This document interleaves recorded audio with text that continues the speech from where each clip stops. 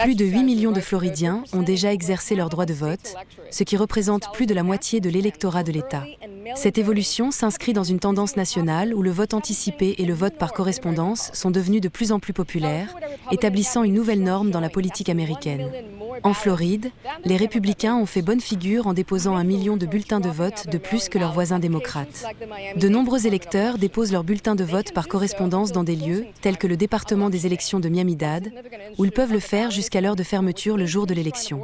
L'amendement 4, qui vise à inscrire le droit à l'avortement dans la Constitution de l'État de Floride, est l'un des points importants du scrutin. Cet amendement garantirait un droit constitutionnel à l'avortement avant la viabilité ou lorsque cela est nécessaire pour protéger la santé de la patiente. Actuellement, l'interdiction de l'avortement après 6 semaines est en vigueur en Floride, une loi promulguée après l'annulation de l'arrêt Roe v. Wade.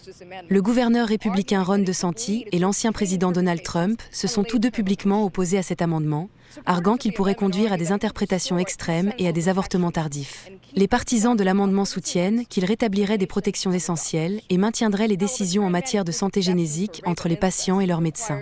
Tandis que l'interdiction actuelle comprend des exceptions pour le viol et l'inceste, elle nécessite une documentation légale, ce qui peut être difficile à produire, car la recherche montre qu'un pourcentage important d'agressions sexuelles ne sont pas signalées.